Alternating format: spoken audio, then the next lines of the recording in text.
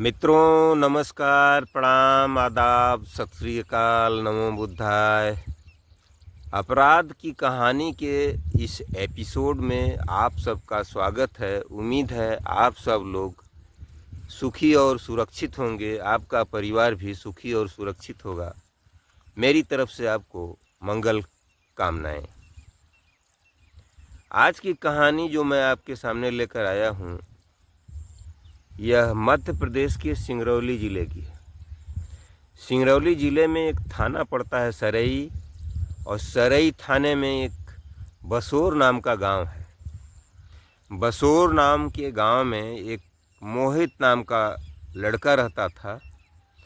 अब मोहित वहीं पर छोटा मोटा काम करके बसोर गांव में ही अपना जीवन यापन कर रहा था। लेकिन उसको लगता था कि ये जो मैं कर रहा हूँ, जो काम धंधा कर रहा हूँ, इससे आगे जीवन चलने वाला नहीं है। तो उसने फैसला किया कि क्यों कुछ न कुछ दूसरा करें, या बाहर जा कर के, जैसे दिल्ली, मुंबई, गुजरात, यहाँ से लोग जाते हैं कमाने के लिए, तो उसी तरह से मैं भी जा कर के कमाऊँ और कमा करके पैसा इकट्ठा करके अपने परिवार का भरण पोषण करूं। तो बसोर गांव के पास के गांव में ही एक व्यक्ति अंबाला रहा करता था, पंजाब के अंबाला में रहा करता था।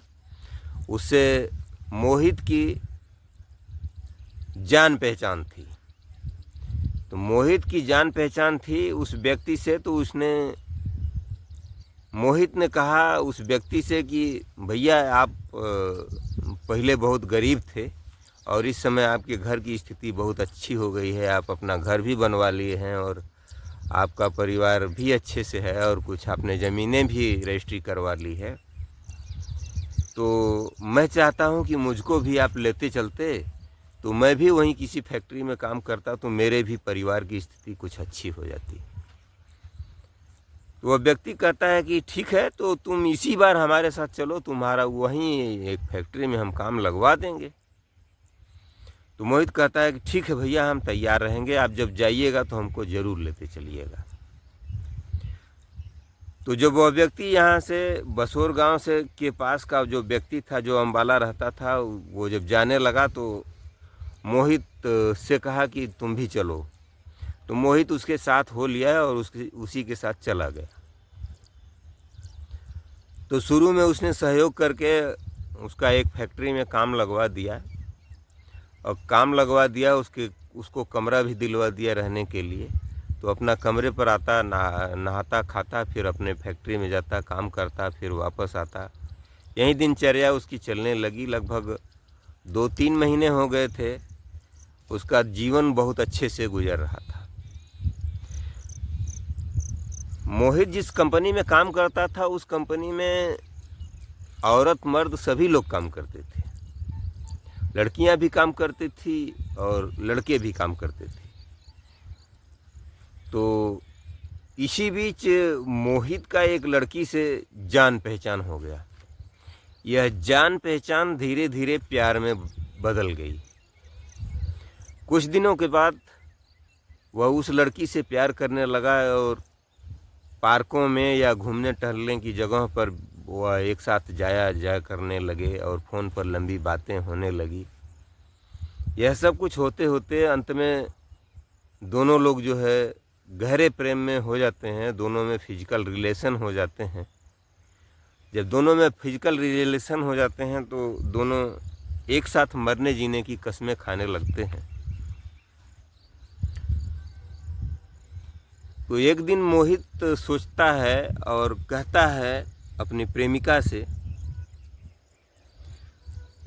कहता है कि क्यों ना हम लोग शादी कर लें। तो उसकी प्रेमिका बोलती है कि बहुत अच्छा है, अगर हम लोग शादी कर लेंगे तो और अच्छा है। तो दोनों शादी करने का फैसला कर लेते हैं। तो मोहित एक दिन अपने परिवार में फ़ोन पर बात करता है और कहता है कि मैं यहाँ पर एक लड़की से शादी करना चाहता हूँ, वो भी हमारी ही फैक्ट्री में काम करती है। तो उसके मोहित के घर वाले भड़क गए उन्होंने कहा कि बिल्कुल नहीं, तुम वहाँ शादी नहीं करोगे, यहाँ हमारे गांव घर में बहुत अच्छे अच्छे परिवार हैं, तुम यहाँ आकर के शादी करो ना। लेकिन मोहित था कि एकदम लालायित था उस लड़की से शादी करने के लिए। तो अंत में घर वाले फिर इजाज़त दे देते हैं। इसलिए इजाज़त दे देते हैं क्योंकि मोहित जो है इनका कमाऊ पुत बन चुका था और उसी से घर का खर्चा चल रहा था। तो लोग सोचते हैं कि अगर इसको नाराज़ कर देंगे तो कोई जो है दूसरा स्टेप न उठा ले, इसीलिए वो लोग जो है उसको इजाज़त दे देते हैं और मोहित जो है उस लड़की से शादी कर लेता है। शादी करने के बाद दोनों साथ रहने लगते हैं और काफ़ी समय तक साथ रहते हैं।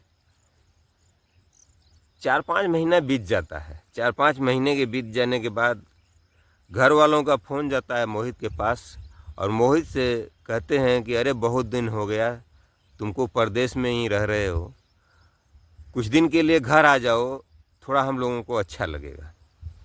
मोहित को भी यह बात पसंद आई कि काफ़ी दिन हो गया है, तो वो अपनी पत्नी और प्रेमिका से कहता है कि बहुत दिन हो गया और अभी तक मैं तुमको भी अपने घर नहीं लेकर जा सका हूँ, तो चलो अब हम लोग घर चलते हैं और वहाँ हम लोग घर हो करके तब फिर वापस आएंगे और घर वालों से मुलाकात भी हो जाएगी।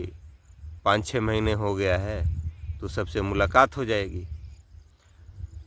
तो उसकी पत्नी ने कहा कि ये तो बहुत अच्छी बात है, ठीक है चलो चलते हैं। और मोहित अपनी पत्नी को साथ लेकर के फिर अपने गांव चला जाता है। जब गांव वालों को यह पता लगता है कि मोहित आ रहा है और अपनी पत्नी के साथ आ रहा है तो लोग बहुत खुश होते हैं और उसके आने का बेसब्री से इंतज़ार करने लगते हैं। और जैसे ही वो गांव आता है, गांव आने के बाद उसकी पत्नी जब घर में आती है तो घर के आसपास के लोग, मोहल्ले के लोग मोहित की पत्नी को देखने के लिए, जो हमारे यहाँ का रिवाज है कि जब कोई बहू आती है तो उसका मुंह देखने के लिए वो गांव की औरतें आती हैं और कुछ न कुछ नेक न्यौछावर 10-20, 50 रुपये, 150 रुपये जिसकी जो क्षमता होती है, या कुछ लोग अंगूठी वगैरह भी दान कर दिया करते हैं। तो इस तरह से गांव की औरतों का तांता लगने लगा और मोहित की औरत काफ़ी खूबसूरत थी, तो लोगों ने बहुत प्रशंसा की। और मोहित को लगभग 20 दिन हो चला था। 20 दिन बीत जाने के बाद फिर अपनी पत्नी के साथ पुनः वह अंबाला चला जाता है और कई महीने के बाद फिर वह जब घर आता है अपनी पत्नी के साथ, तो एक उसी के गांव के पड़ोस का एक लड़का था जिसका नाम था मिथुन। तो मिथुन मोहित के पास आता है और मोहित से कहता है कि भैया आपकी स्थिति तो सुधर संवर गई है, आप हमको भी ले चलते तो हमारा भी स्थिति सुधर संवर जाता और हम भी कुछ 2 पैसे के आदमी हो जाते। तो मोहित कहता है ठीक है, तो हम चल रहे हैं, तो हमारे साथ चलो, तुम्हारा भी काम लगवा देंगे। तो जब मोहित जाने लगता है तो मिथुन को भी साथ लेकर जाता है और मिथुन का भी एक कंपनी में काम लगवा देता है। लेकिन इसी बीच मोहित की पत्नी का काम उस कंपनी से बंद हो जाता है, तो वह दूसरी कंपनी में जॉब करने लगती है। तो इधर मोहित दूसरी कंपनी में, पत्नी दूसरी कंपनी में और मिथुन दूसरी कंपनी में। सभी लोग जो है अलग अलग कंपनियों में काम करने का टाइम फिक्स होता, सभी लोग अपने अपने टाइम से जो है काम करने के लिए निकल जाते। लेकिन इन लोगों का जो रहने का जगह था वो एक ही था, एक ही कमरा था, एक ही कमरा में ये तीनों लोग रह रहे थे।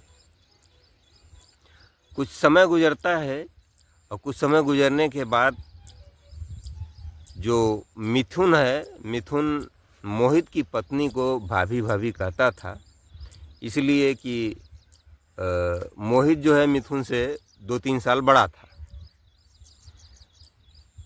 तो मिथुन जो है मोहित की पत्नी को पसंद करने लगा था। तो कभी कभी जब मोहित नहीं रहता था तो मिथुन जो है उसको कुछ बोल दिया करता था और वो मुस्कुरा कर टाल देती थी। धीरे धीरे इन दोनों में प्रेम पनप जाता है और फिर दोनों, मोहित की पत्नी और मिथुन दोनों जो है फिजिकल रिलेशन में आ जाते हैं। और यह खबर जो है मोहित को नहीं लग पाती है।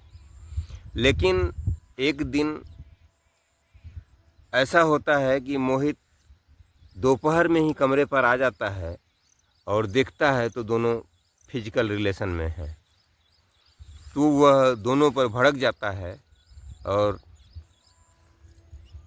मिथुन को बोलता है कि तुम अब यहाँ नहीं रहोगे, तुम अपना दूसरा कमरा ले लो। अरे मिथुन का मोहित की पत्नी से जो संबंध था वो ख़त्म नहीं हो रहा था। तो जो मिथुन था वह कह रहा था कि क्यों ना हम लोग एक साथ रहने लग जाएं। और इधर मोहित और मोहित की पत्नी में झगड़ा होने लगता है। झगड़ा इसलिए होता है कि मोहित की पत्नी जो है मिथुन को ही ज़्यादा प्यार करने लगती है और उसी के साथ ज़्यादा समय बिताने लगती है। तो मोहित को लगता है कि अब पत्नी के साथ रहना उचित नहीं है, इसको छोड़ देना ही उचित है। तो वह उसको यहीं पर छोड़ करके, अपनी पत्नी को यहीं पर छोड़ करके अपने गांव सिंगरौली चला जाता है। सिंगरौली जाने के बाद इधर मिथुन अपनी प्रेमिका से कहता है कि मोहित को रास्ते से हटाने का प्लान बनाना चाहिए, क्योंकि तुम उसकी ब्याहता हो।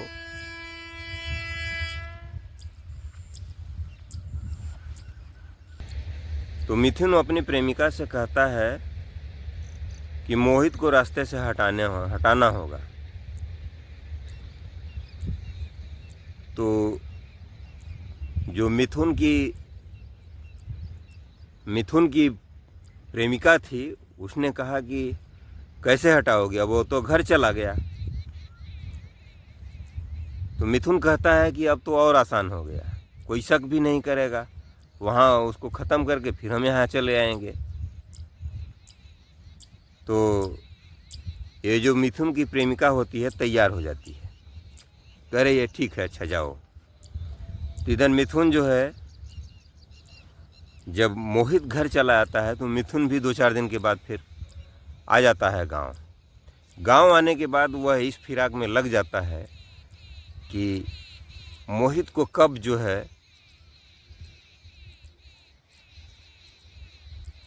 है उसको चांस में लिया जाए कि उसकी हत्या कर दी जाए। करीब 1 हफ्ते बीत जाता है लेकिन अभी चांस उसका बन नहीं पा रहा था। लेकिन एक दिन कहीं गया हुआ था, उधर से आया तो मोहित जो है घर से बाहर, गर्मी का दिन था ही, तो 26 मई की बात है, 26 मई 2024 को वह घर से बाहर चारपाई निकाल करके अपना सो गया रात में। और इस बात की रेकी वह कर रहा था, जो मिथुन बराबर रेकी कर रहा था, उसका लोकेशन ले रहा था किसी दूसरे के माध्यम से और उसको मिल गया, उसको चांस मिल गया। उसने सोचा कि इससे बढ़िया कोई चांस नहीं होगा और 26 मई 2024 को वह अपने घर से बाहर जब मोहित सो रहा होता है तो इधर मिथुन एक धारदार हथियार लेकर के मोहित के घर पहुंचता है और दिखता है कि मोहित बेसुध होकर के घर के बाहर सोया हुआ है। वह धारदार हथियार से उसके गले पर ताबड़तोड़ वार करता है और मोहित की हत्या कर देता है। मोहित की हत्या कर देने के बाद वह वहाँ से चला जाता है और अपनी प्रेमिका को फ़ोन करके बता देता है कि काम हो गया है।